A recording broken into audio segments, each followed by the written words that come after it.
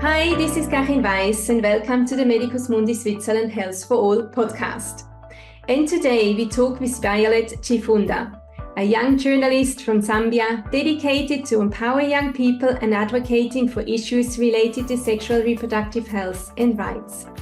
She's program coordinator for the youth-led organization Young Women with a Vision. She is the co-founder of Game Changers Squared, which presents a groundbreaking initiative aimed at fostering entrepreneurship, capacity building, and youth-led startups to spearhead innovative solutions in reproductive health.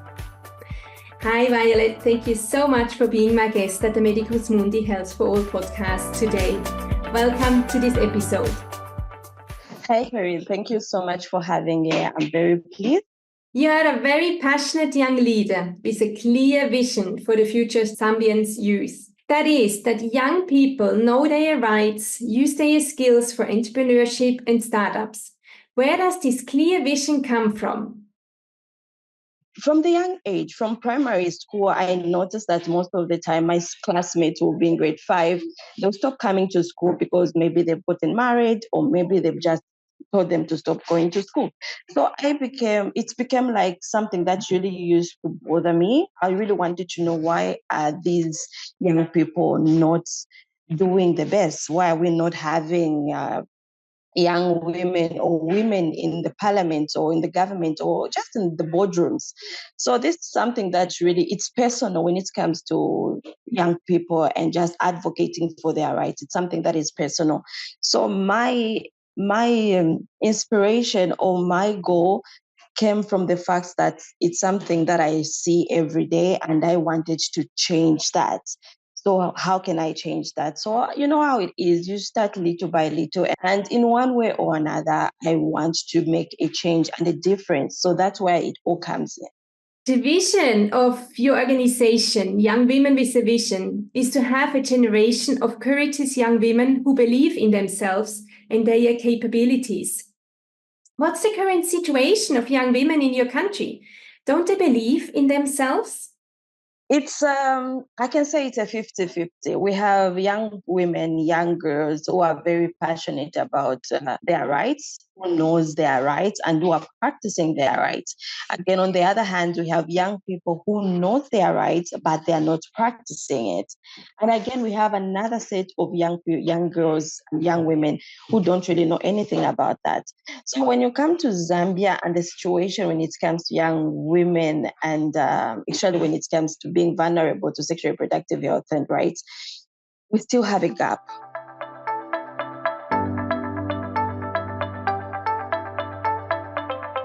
Just a few months ago, last year, that was December, we had a report from only one province, that is Eastern Province. We had about 3,000 young girls who got pregnant before the age of 18. That was 3,000. This year, in February, actually, in February, the number rose from 3,000 to 30,000 in one province. So, which is like, we still have a lot of work to do.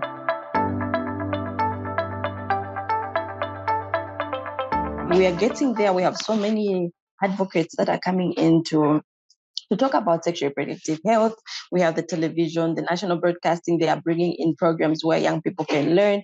We have the comprehensive sexuality education that has been introduced in the school curriculum that starts from 6th grade. So at least we are starting from the early stage. But again, we are just emphasizing on parents again practicing that part, because when a parent tells you something, it's something that is going to stick. But we still have social and cultural norms that brings in that you say a parent cannot talk to their child about sexual reproductive health because it's a taboo. You know, where you're trying to teach your child about sexual reproductive health, but you're not saying the actual terms of a body part. So you, instead of saying, I don't know if I could use them, I can use the actual words, right? Yes. So instead of saying a vagina, you say a flower. So that child will know that this is a flower, but the next child will not know that that's a flower, or the next parents will not know that that's a flower. So I feel we still have a gap in Zambia. We're still doing our best. but we still need to do more. And are you working mainly with young girls or also with young boys? Initially, we were more concentrated on young women and all that, but now we have put in the boys as well. So we've now realized that a lot of young boys are being sexually abused. They are also need some financial literacy. Like, there's that, because the boy child is usually neglected. We always have campaigns about a girl child. We always have all these things, organizations being funded for girl child, but a boy child is being neglected. So we've also incorporated boy children because we have a lot of reports as well that are coming in to say a boy child was sodomized and all that. But again, you find that young men or boys, even when they are abused, they will not report. Because I don't know if it's just here or it's all over, but when it comes to Zambia, when a male is abused by a female and he reports to whether the government authorities, whoever authority they are going to abuse, the first thing they'll do, they will laugh. They will laugh at them because, a man genetically and society believes the man's supposed to be muscular and they're supposed to be, the head of everything. So they'll be like, and a woman abuse you and all that. So it will be a laughing stock and all that. So you find that a lot of young men feel like they shun away from going to authorities and reporting such. So now we saw that was the gap. You as entrepreneurs, as advocates, we look at the problem that you have and then you try to find the solution to that problem. So we saw that there was a gap when it comes to boys and men, and we incorporated that to say, okay, let's have men as well. Let's hear from them. Let's hear their stories and let them give us the solution that they want us to do. So we are now, though we only have a few men and a few boys, but we are praying by the end of the year, we'll have an equal number from the girls' side as well as the boys' side. I've read that in Zambia, around 66% of children marry under the age of 15, and many remain by 18. Strong peer pressure to drink alcohol and experiment with drugs and unprotected sex results in high incidences of HIV, sexually transmitted disease, and unwanted pregnancies. Is that a reason why so many young girls drop out of school? That is one of the reasons that young girls drop out of school, especially when it comes to peer pressure, alcohol abuse. It's like a trend. Right now, when you're in high school, those days it used to be high school, grade 10 up to grade 12. That's why it's like, oh no, I want to be this, I want to be that. But now it's starting from as low as grade 5, grade 6. Because of social, I think I'm going to blame it on social media as well. Because when you look at social media, we are different. How Africans are made, like our tradition and our beliefs, it's totally different from the Western world. So when you look at movies that you watch on Disney, the movies that you watch on different channels and all that, it's like it's showing us, oh, you can have a boyfriend when you're as young as that.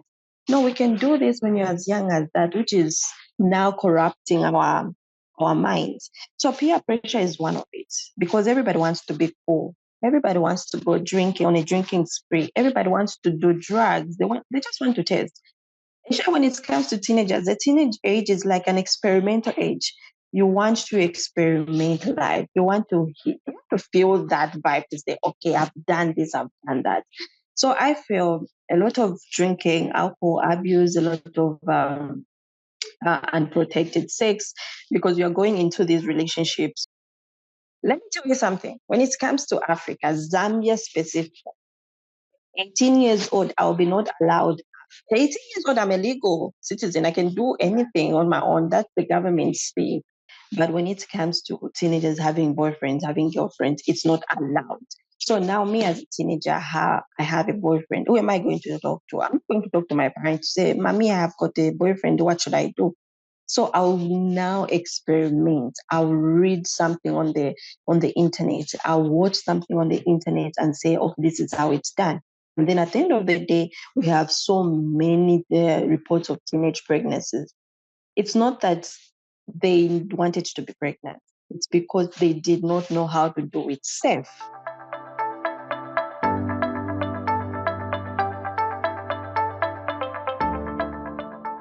Young people are having this. And that's just the fact. they're having sex. So are we going to stay here and pretend it's not happening? No. If they are doing that, let's teach them the safe way of doing that so that we avoid sexual transmitted infections, we avoid unwanted pregnancies, and we avoid unsafe abortions. So teenage pregnancy, alcohol abuse, drug abuse, peer pressure, those are some of the factors that really contribute to young girls dropping out of school when they were in Zambia. So how do you step in and support these young women? You're at school and you start to talk to them, or how do you initiate the interaction with the young girls? So the first thing that we do, because our primary audience, it's young girls in school and young boys in schools. So you cannot have one-on-one sessions every time. So we would have maybe weekly sessions, monthly sessions in different schools. But what we have utilized is our social media, because that's where now everybody is. A child would listen to you, but once they see something on social media, they'll be like, oh, it was on social media, so it might be true, it might be what. So now we've utilized social media. It can not only be on our page as the organization page, but also our personal. How many women are enrolled in your mentorship? Okay, so right now we are having a mentorship program. It started in January. It's a 6 month mentorship program away from the Game Changer Squad. It started in January and it will be ending next month. So on this platform, we have 20 women only, and we have 5 men. So this mentorship program, it's all about startup. So this one is not touching any sexual reproductive health. It's just touching into the entrepreneurship. So it's the startup program for startup entrepreneurships. So this is the program that we are focusing on right now. And we have 20 women and 5 men. So altogether, we have about 25 people that are being mentored right now. What exactly are you mentoring them on?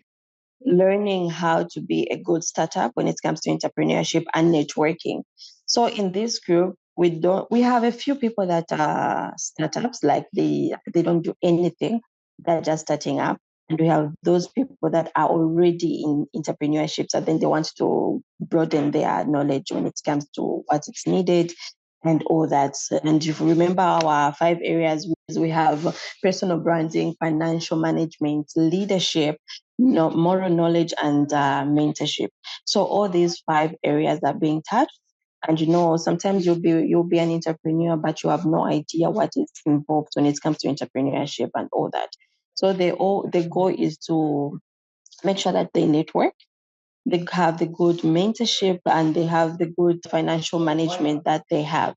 So that's our area of focus right now, and our goal is to ensure that they network with different, not only the people that they are in that mentorship program, but as well as broad different entrepreneurs in the country that we have. What kind of entrepreneur are they? These entrepreneurs, it's coming in from talent growth and skills development. So all the people that are in this program, they are using their talents or the new skills that they've learned. So we have makeup artists, we have artists like people that I don't know how we put people that draws and make all those pictures and all that. We have such people. We have graphic designers. We have presenters. Like I have a voice, I can host and all that. We have presenters as well as hairstylists, makeup artists. So these are entrepreneurs that are using their abilities, their talents, and skills that they've learned. And we also have cooks, bakers, and all that. So these are entrepreneurs that are using their skills as well as their talents. Please share a success story of one of your young ladies who changed her life thanks to your support. It has been one of the emotional stories that we've had. So in 2022, we had an outreach. It was an awareness event, and we invited 12th grades, 11th grades, and 10th grades, and it was all girls. So this young girl was in the audience, and she was at that point where she felt like she wanted to stop school because she felt like she was dumb. Regardless of how much she writes, regardless of how much she reads, studies, and everything, go for tutors, she would always fail. even at her final exam in grade 12, she failed. She only passed in one subject.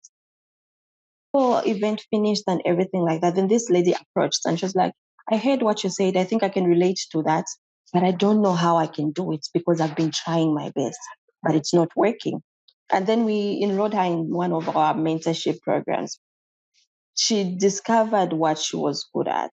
She went back to school, redid the exams, and she passed.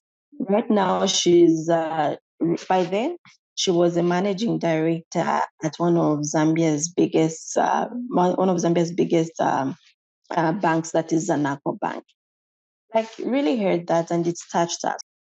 That's been our success story because it's something that we never saw coming, and it just came in. So this girl, she's Taisia Tanzana, and she's really doing well. She's not really a girl now, she's a woman and all that. So that has been one of our success stories.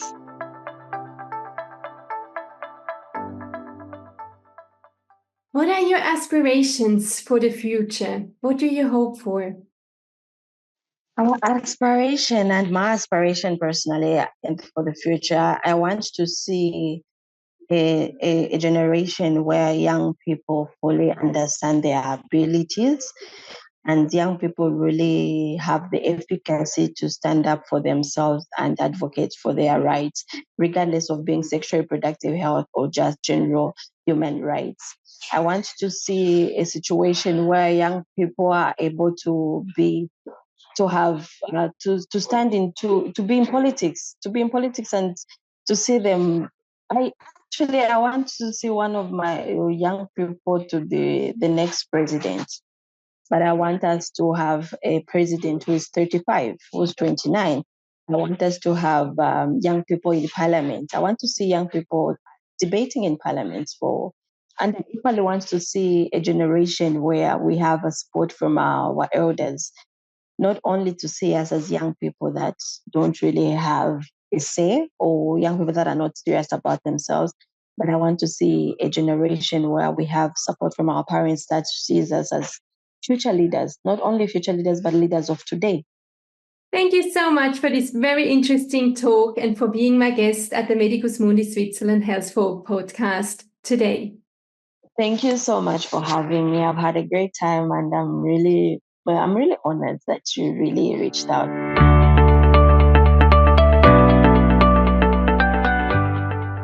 This was the Medicus Mundi Switzerland Health for All podcast with Carine Weiss. You can listen to it on Apple Podcasts, Spotify and on our website. To spread the message, please leave a comment on our website, share and like it. Stay tuned and watch out for the next episode where we will talk about another innovative initiative in sexual reproductive health and rights.